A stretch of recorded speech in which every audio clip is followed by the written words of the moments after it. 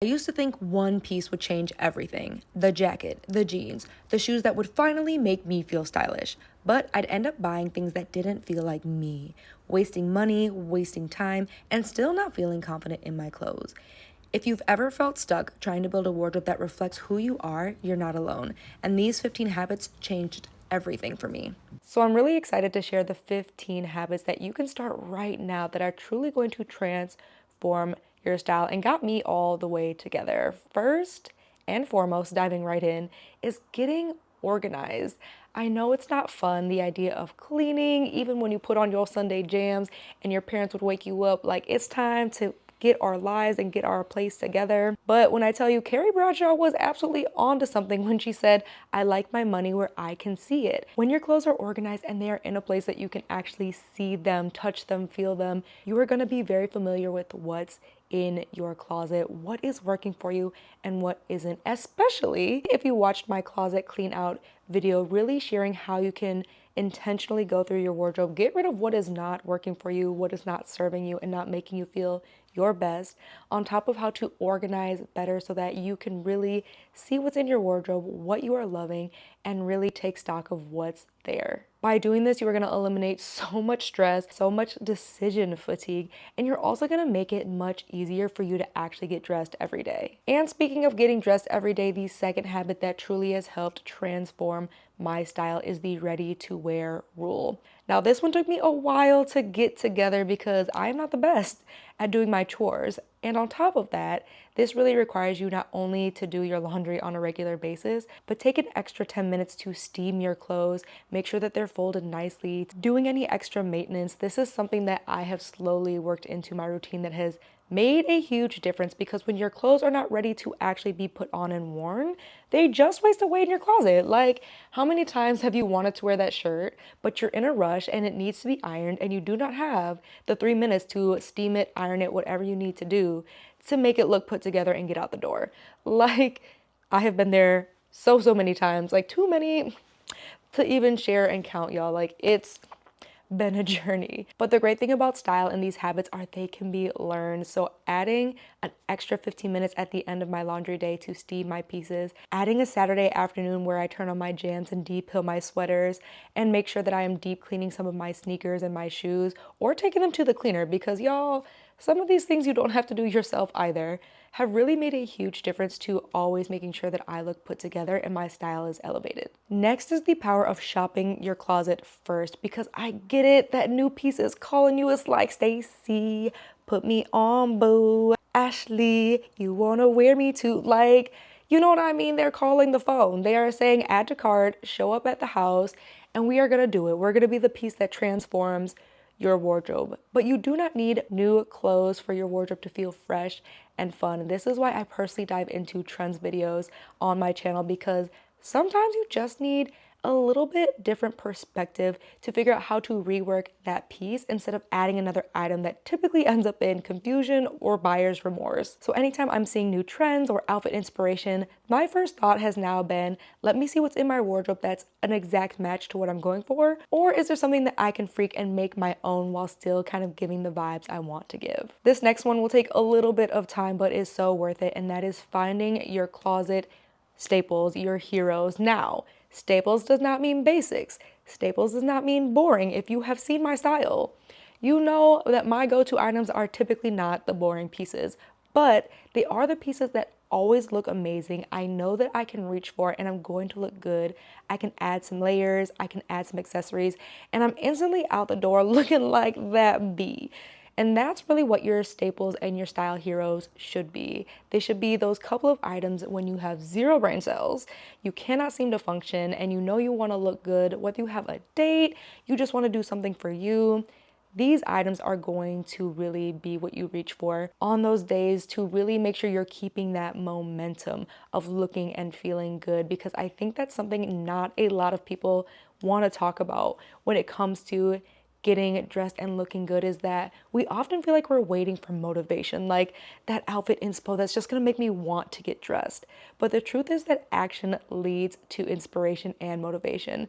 So I have found, even in my style ruts, why I love these staples is because I can reach for them, know I'm gonna look good and feel good, and that's gonna keep me motivated to keep getting dressed and putting that shit on every single day, even on the days that I don't really feel like it. Which leads me into the next one, which is the 10-minute rule. Now, this is something my parents tried to put me onto as a kid, but I was stubborn, I was a little hard-headed, and it just did not seem to work for me at the time. But taking 10 minutes the night before or the morning of to lay out your clothes and add those little extra details without that added stress can really make a huge difference, not only in your outfit, but how you're approaching getting dressed. Like, the goal is to remove stress, it's to remove barriers.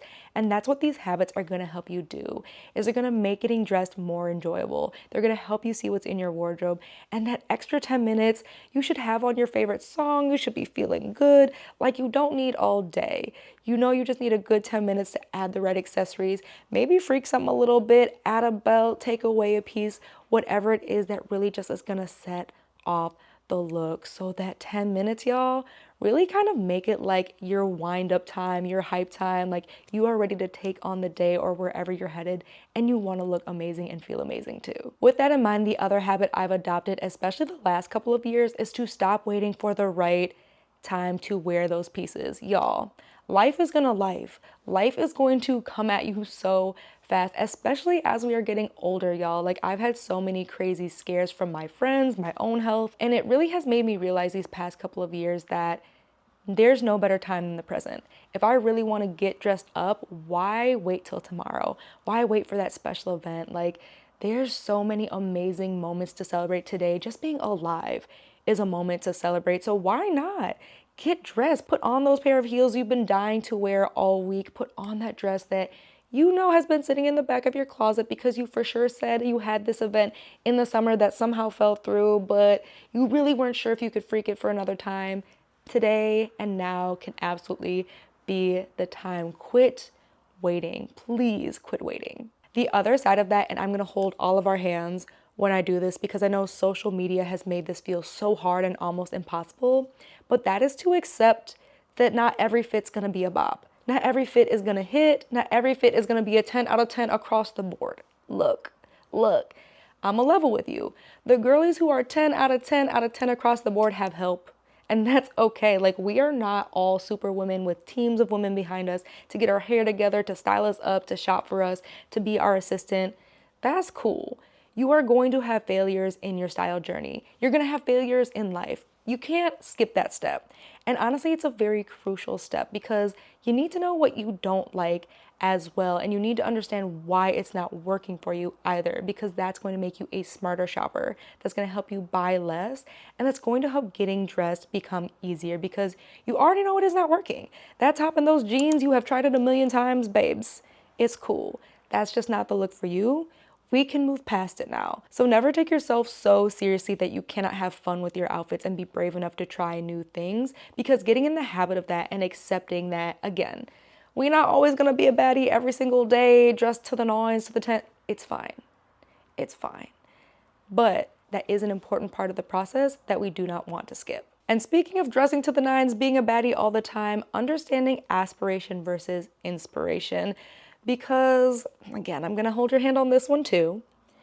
A lot of people are buying clothes for the life they don't live. And that's not a bad thing because we've all heard the advice, dress for the life you want, dress how you want to be approached, all of those things, right? The downside is that a lot of people are more trying to buy someone else's style versus understanding how that inspiration and aspiration can work and blend it with their own style. What makes the girlies look so good all the time is they have their own flair. There are so many girlies I see that can wear a similar outfit but will not do it the same. And those are the girls whose style we covet. Like, let's be honest. And there is nothing wrong with having aspirational style. This is what I dream to wear. This is what I hope to dress like. But you also want to make sure that you're marrying it and you're keeping in mind what you genuinely do like and what is truly your style. Again, y'all know me. I love to play around. I'm going to mix and match aesthetics. That's just always been my thing. but keeping in mind what is truly things I like to wear versus things that I'm more forcing to try and copy someone else has been a very pivotal understanding to developing my style and always looking good and being elevated. Getting into a couple of principles that are really going to help you out as you're trying to elevate your looks and be put together. The first one is called the big slim skin. Now, here's the thing. We've all heard a version of this kind of piecemeal together in different ways. Like if you have been on TikTok, it's where are the girls with the big shirt and the skinny pants? What about the little shirt and the big pants? That's exactly what this principle is all about. Instead of having oversized on oversized or having fitted on fitted, it's really sitting with your outfit when you feel like it's not hitting how you want it to, and understanding maybe it might be swapping out a top to be less fitted because you have the more fitted pants, or swapping out the pants for something that are a little bit wider because you have a more fitted top. And also understanding when to show just a little bit of skin, okay? Like, I'm not saying you have to go completely naked outside. If modesty is your jam, there is room for that in terms of showing just a little bit of forearm or showing a little bit of ankle, right? Depending on obviously what you are or aren't allowed to show, depending obviously on your personal preferences and the reason that you are dressing modest, of course, right? But I want to urge you, sometimes the outfit doesn't need to be completely scrapped. It doesn't need to completely be thrown away and you have to start over. Having this principle in mind can help you in that 10 minutes that we talked about earlier. Go ahead and really refine the look and just swap out a top or swap out a bottom so that you can really pull the look together in the way that you were intending versus getting really stressed out like this is not working and da da da da da. And I know myself, like I stress hum when things aren't working. Like I start singing like this is not it for me. And I know in that moment, I remind myself when that happens is that's the time to be applying the big slim skin principle to help me kind of refocus on the outfit. The next principle that's really easy to implement as well is the one ton or none. Again, you've probably heard a lot of these in different forms and formats. I love this because it really does make things simple when it comes to adding prints or adding colors to your outfits in a way that is easily replicated, because I love the girlies who can clash prints as much as the next, but can I do it myself? No, not always. And so the way that this principle works is you either have one item that's a color or a pattern, you have a bunch of items that are a color or a pattern, or you don't have any items that are a color or a pattern. So the way this looks like is obviously the pop of color, right? Everybody who's been around town, it doesn't matter what age you are, we've always heard like, just add a little pop of color, whether it's the shoes or the bag. And this principle says to just add one item, not two. And that's hard for me because y'all know I like the shoes to match the bag. But when you are doing just two, what happens is your eye does not know where to focus. And that's why if you're not gonna do one, you do a ton, because then you are mixing your patterns or your colors in a way that your eye isn't jumping all over the outfit and it looks a little bit more cohesive. That's why when you hear a lot of girlies mixing prints, they talk about mixing the different colors within the prints to help bring that cohesiveness together. And if you are somebody who is like, I'm not really trying to do color or prints, the none rule is for you. You just don't wear any. And my little added tidbit whenever we are doing none is to add a little bit of texture, just a little bit, but that's my personal preference because I don't like my outfits to feel boring, regardless if I'm doing all black, if I'm doing white, or if I'm doing monochrome.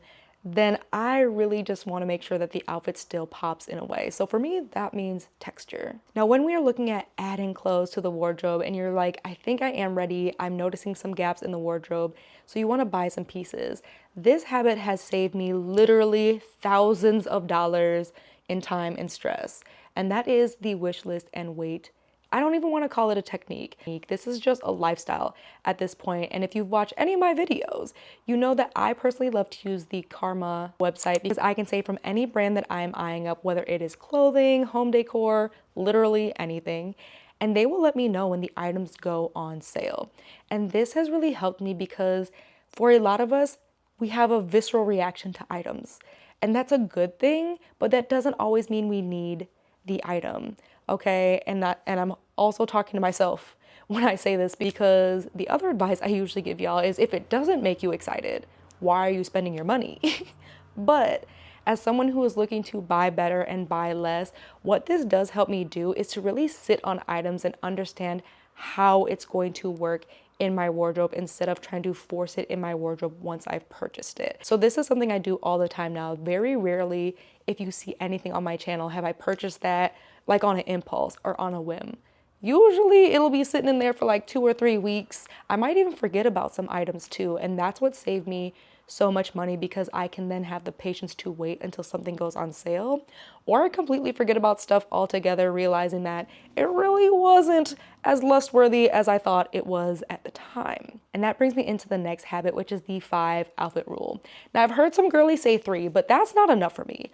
I'm gonna be so honest. Being able to wear something 3 ways is not enough to say it's versatile. Like, if you can wear it to work, to the weekend, the summer, the spring, the fall, now we're hitting and checking some boxes when it comes to actually having versatile pieces and making sure you're gonna have something that you are going to wear. Because I have seen a lot of people kind of buying around a piece where they have a piece they want in mind and nothing in their wardrobe to go with it. And that really is so wasteful. And that's also why you end up with so much clutter and confusion and overwhelm when you are looking at your wardrobe. Like, I've got all these clothes, yet somehow, still feels like there's nothing to wear. This is a huge reason why. You need to be understanding how the items that you're purchasing really work with what you already own. And that's why being organized is important. That's why the 10-minute rule is important. Really just understanding what you own and how these new pieces are really going to work in multiple different ways is going to be a game changer. And to add on top of that, another habit that has saved me so much is to stop buying fussy clothes. I've seen the outfits. Look, I've seen the outfits, so I understand, right? That mini skirt looks so good. That little bustier top, that bandeau top, so cute. But doing this and pulling things down all day, yesterday, tomorrow, that gets tiring for a lot of us, and that's something that will keep you from wearing the item a lot of different ways. If you need to buy specific undergarments, if you have to buy it and can only wear it with specific items, you're going to limit yourself, and that's really going to be challenging, especially as you're trying to build a wardrobe that is effortless and works with you. And that's what I'm always thinking about when I'm adding new pieces, is not just, of course, how I can wear this a bunch of different ways, but making sure that I don't feel limited, that I can only wear it with certain items, because that will then make it more trickier, and it will make you feel like you need more pieces in your wardrobe so that you have the more ways to wear that item as well. So making sure that the clothes are actually easy for you to wear is a game changer. Then, especially for those of us who like to thrift or find things secondhand, making sure that you can really afford the item across the board, because not everything's going to fit us off the rack. My pear-shaped shorties with the wide rib cage and the broad shoulders, you know this. You've been there with me. You've seen the denim try-ons. You've seen the haul videos where I am struggling with the things. And that's okay. Clothes are not always going to fit you off the rack. But that means that you should make sure that you have money aside to make sure that you're actually going to get them tailored. If they need to be dry cleaned, are you actually going to get them dry cleaned? If they are a specialty clean, are you going to be able to afford to do that as well? Because the biggest part about having a dream wardrobe is taking care of it. I talk about this all the time as a sustainable materials engineer, like, baby girl, my parents taught me to respect anything I purchased. It doesn't matter if it was a $3 top on Shein or a $1,000 pair of shoes from Dior. Take care of your clothes. Take care of your clothes, because you can't have the dream wardrobe if the items need to keep getting replaced because you didn't think about what it was going to take financially to actually make sure you could care for your wardrobe. So please, please, please keep that in mind. The last habit should not be a surprise if you know me, and that is to have fun, y'all. Like, style is not serious. We are not curing cancer. We are not saving lives. We are trying to express ourselves. And so it's not this matter of life and death. It should not be something that you are agonizing hours and days and months over, staring at your wardrobe like, nothing, there's still nothing in here. Like, the light's touching everything, but none of it's giving, right? You should be having fun. And the goal of getting dressed is to have fun in your wardrobe, and the habits you're developing should make the process fun. That is a key component I see across every girl whose style we all love, whether it is classic, whether it is minimal luxury, whether it is patterns, whether it is texture. Like, every bad bee, every style influencer that I love has fun and makes the process fun. So that's the last habit I encourage you is as you're going through all of this, again, put on your favorite music, grab a feel-good drink, make the experience enjoyable. Because the more you're able to do that and shift your mindset that this is a fun process, the better your style is going to get day after day, week after week, month after month, and year over year. And you're gonna have a dream wardrobe that not just looks amazing on you, because you deserve to look amazing, but you're going to feel amazing too. And I really hope that you found this video helpful. In fact, if you feel like you want more tips and tricks on how to really elevate your style, go ahead and check out this entire playlist with even more advice on how to truly build out a wardrobe that not just looks amazing, but feels amazing without having to purchase a bunch of things. But before you head over there, don't forget to hit the subscribe button so you don't miss a video from me, and the like button because you found this useful. And thank you so much for watching. Okay, let's continue to hang out over there.